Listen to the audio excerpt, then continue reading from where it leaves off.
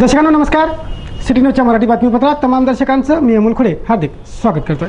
चला टाकूया बातमीपत्रातील तमाम बातम्यांवर एक नजर. बातमीपत्राची सुरुवात करूया सुविचार मालेने.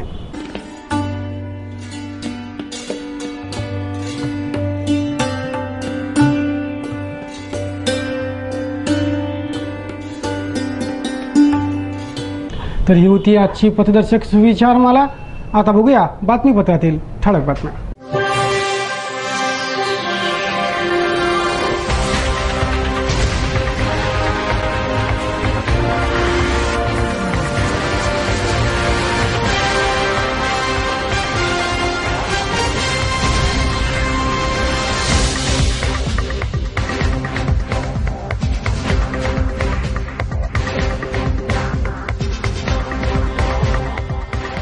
तर या होत्या बातमीपत्रातील ठळक घडामोडी. आता घेऊ क्षणभराची विश्रांती. विश्रांतीनंतर भेटू आतापर्यंतच्या घडामोडींसह.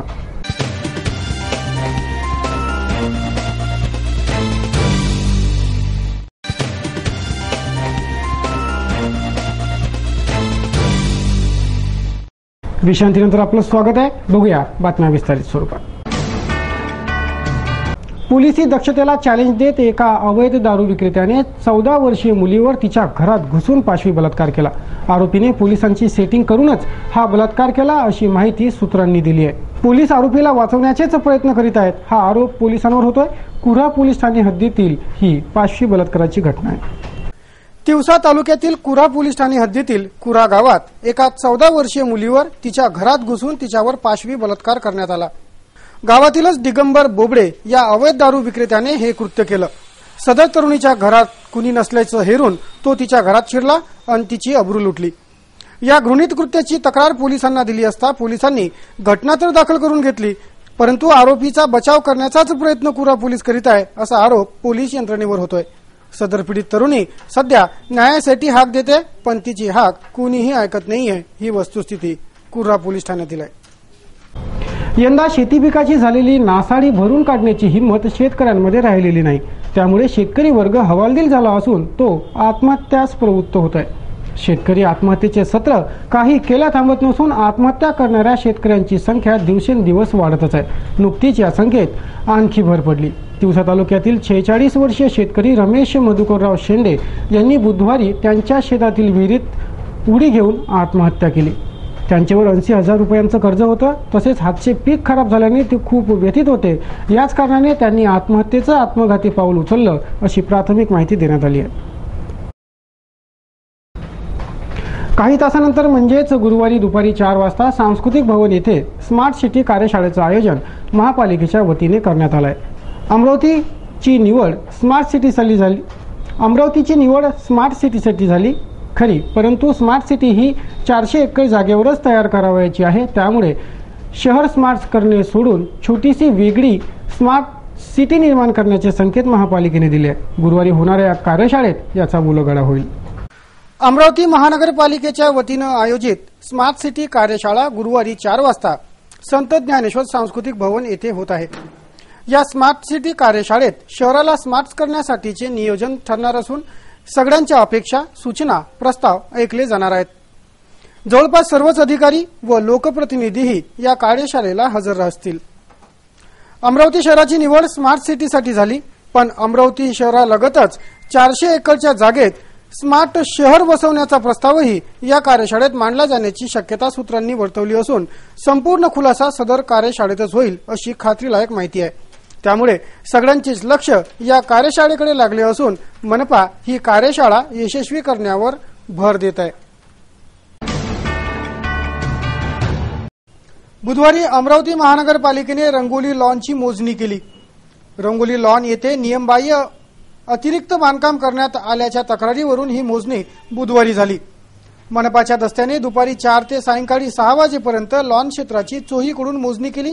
आता अंतिम अहवाल तयार झाल्यावरच पुढील कारवाई ठरवल्या जाणार अशी माहिती यावेळी मनपा अधिकाऱ्यांनी दिली.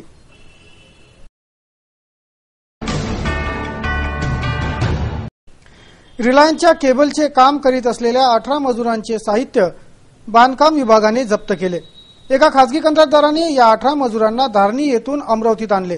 3 दिवसांपासून हे मजूर शहरात केबल टाकण्याचे व खोदकाम करीत होते. ज्यांच्यावर नजर पडली असता सार्वजनिक बांधकाम विभागाने या 18ही मजुरांचे साहित्य, घमिले, फावडे जप्त करून टाकले. विना अनुमती हे खोदकाम संबंधित ठेकेदारांनी सुरू केल्याने ही कारवाई झाली, असे यावेळी कार्यकारी बांधकाम अभियंता जाधव यांनी सिटी न्यूजला सांगितलं. हम लोग मेलघाट क्षेत्र से काम पर आए हैं, तो सोमवार के दिन 11 बजे जो सार्वजनिक बांधकाम विभाग के साहब हमारे टिकाऊ फावड़ा पूरा जमा करके लेके आ रहा है. तो जो रिलायंस कंपनी की जो ठेकेदार था वो यहाँ तक आने को तैयार नहीं है और उसने बोला कि कल लाऊंगा, परसों लाऊंगा. आज 3 दिन हो गया लेकिन उनको हमारा सामान मिला नहीं है और आपको जो करना है आप कर सकते हैं. जिल्ह्यातील चांदूरबाजार तालुक्यातील सिरसगाव बंड येथील 13 वर्षीय मुलाची हत्या करून हातपाय बांधून त्याचा मृतदेह विहिरीत फेकून देण्यात आला. 4 दिवसांपासून मोहम्मद उफैज मोहम्मद कलीम नामक हा 13 वर्षीय बालक बेपत्ता होता. अचानक क्षेत्रातील एका शेतातील विहिरीत त्याचा मृतदेह आढळून आल्याने एकच खळबळ माजली. पोलिसांनी हत्येचा गुन्हा दाखल करून पुढील तपासाला सुरुवात केली आहे. या हत्या प्रकरणाची सर्वत्र खमंग चर्चा आहे. दर्शकांनो, बातमीपत्रात आता एका ब्रेकसाठी थांबूया. ब्रेकनंतर भेटू काही अन्य बातम्यांसह.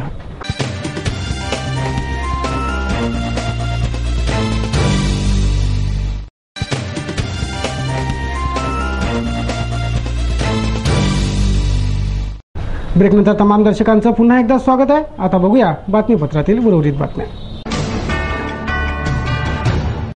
शहरातील ट्रान्सपोर्ट नगर येथील विविध समस्या घेऊन नागरिक बुधवारी महापालिकेत धडकले. या परिसरातील विविध मूलभूत समस्यांकडे त्यांनी महानगरपालिका आयुक्तांचं लक्ष वेधलं. बुधवारी ट्रान्सपोर्ट नगर वासियांनी मनपा आयुक्तांना निवेदन देऊन ट्रान्सपोर्ट नगर येथील विविध समस्यांच्या साम्राज्याकडे मनपा आयुक्तांचं लक्ष वेधलं. या परिसरात सर्व सेवा सुविधांचा अभाव असल्याने नरकीय यातना नागरिकांना सोसाव्या लागत आहेत. ही वस्तुस्थिती त्यांनी यावेळी मनपा आयुक्तांपुढे मांडली. एक आदमी आके मुझे चुपचाप हम थोड़ी ना बताने वाले, मेरा टाइम बचेगा. ये देखो, मैं तुमको अगर ज्यादा सुविधा चाहिए, सब चाहिए, तो मेरा टाइम जितना बचेगा काम करने के लिए, जो अच्छे काम के लिए मैं यूज करूँ. अगर मैं यही ढूंढते बैठूंगा, अगर आपको मालूम है, आप दूर नहीं दे दो मुझे. और सर उसके सामने का जो पार्किंग है पूरा शेड घर के रख लिया है ठेकेदार ने.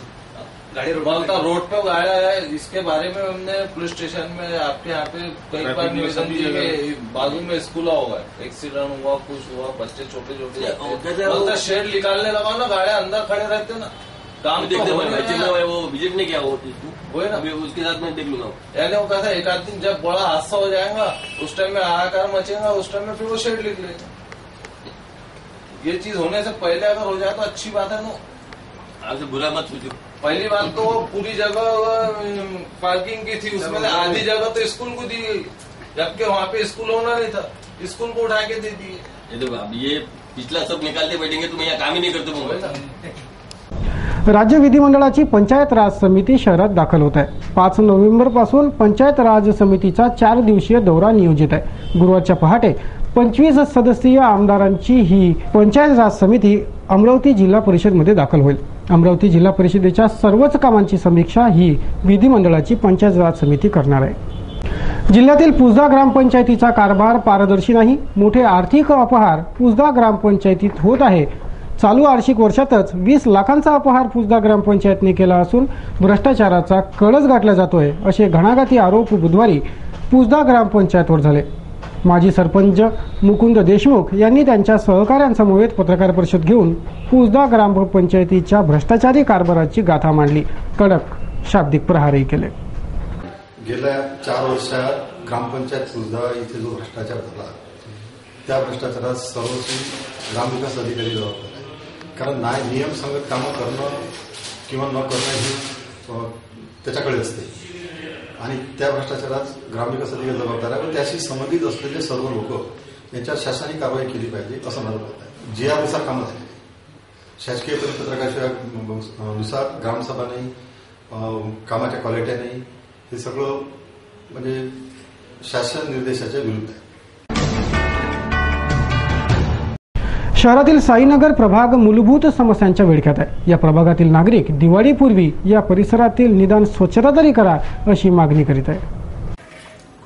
महानगर हे सध्या स्मार्ट सिटी बनायला आहे आणि आपण पाहतो हे साईनगर परिसर आहे. हे विभाग साईनगर विभाग आहे. प्रभाग क्रमांक 38. इथल्या नागरिकांना जे तकलीफ आहे, जे अडचण आहे, ते आपल्या समक्ष प्रस्तुत करतो. आपण पाहाल की घर परिसर एकदम स्वच्छ आहे, पण घराच्या बाजूला वाहणारी नाल्या चोकअप झालेली आहे. त्याला कधीही कोणताही व्यक्ती किंवा सफाई कर्मी साफ करायला येत नाही. त्याच्यामुळे डास वाढतात आणि बिमारी वाढते. इथले रहिवासी काय म्हणतात पहा.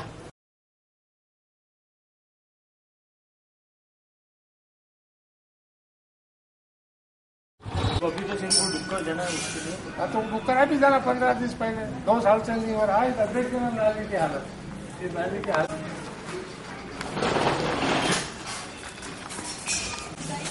ये प्रभाग क्रमांक कौन सा आता? 38 है.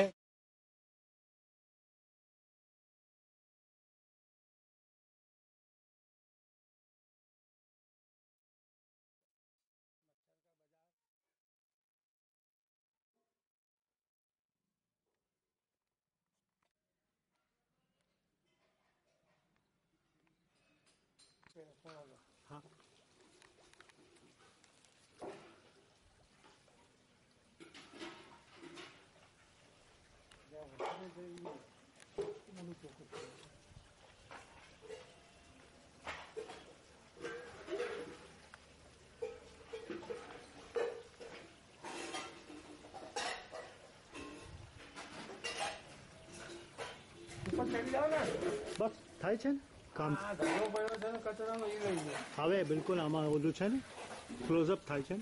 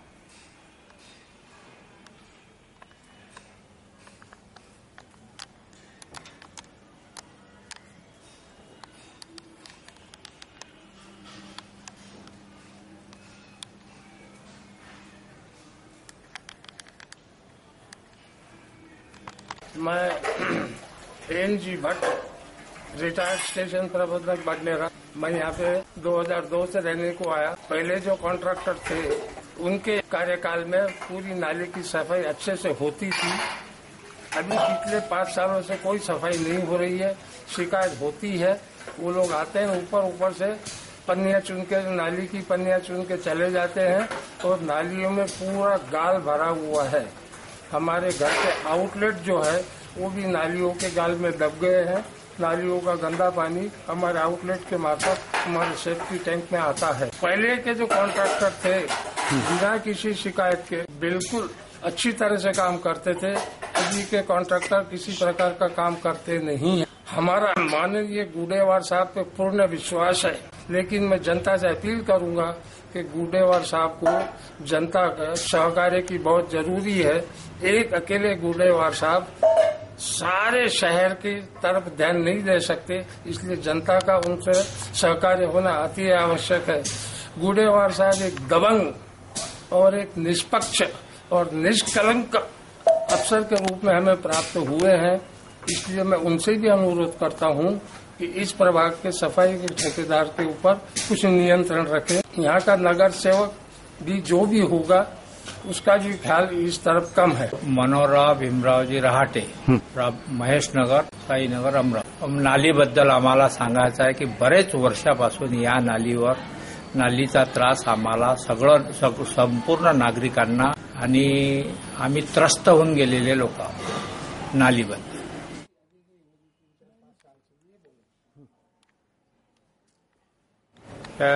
माझी स्वतःची विहीर त्या नालीला लागूनच आहे आणि त्याच्यामध्ये संडास बाथरूमचं पाणी उतरत आहे आणि ते पाणी पिण्यास योग्य नाही, आरोग्यास धोका आहे. बातमीपत्रात आता बघूया आजचा कार्टून कोना.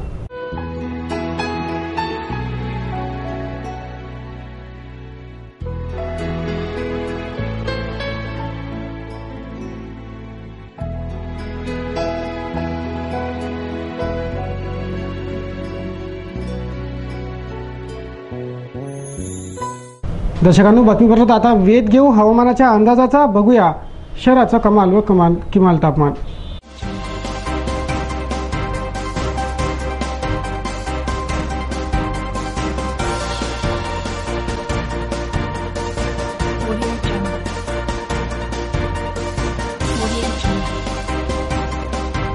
बुधवारी शहराचं कमाल तापमान 30 डिग्री सेल्सिअस तर किमान तापमान 22 डिग्री सेल्सिअस नोंदवण्यात आलं. गुरुवारी शहराचं कमाल तापमान 31 डिग्री सेल्सिअस तर किमान तापमान 22 डिग्री सेल्सिअस राहील असा अंदाज हवामान खात्याचा आहे.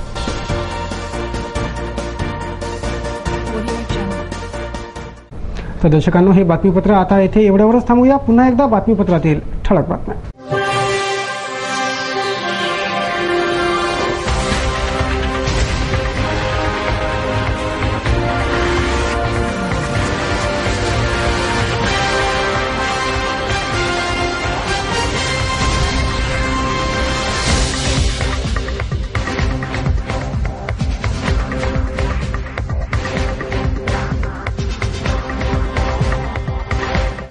आतापर्यंतच्या बातमीपत्रात बस इतकेच. वेळ झाली आपली रजा घेण्याची. आपणास काही माहिती द्यायची असेल, काही सुचवायचे असेल तर आमच्याशी संपर्क करा. आमचा पत्ता आहे सिटी न्यूज चॅनल कार्यालय, मातोश्री आर्केड, सहकार भवन समोर, मुळशी रोड, अमरावती.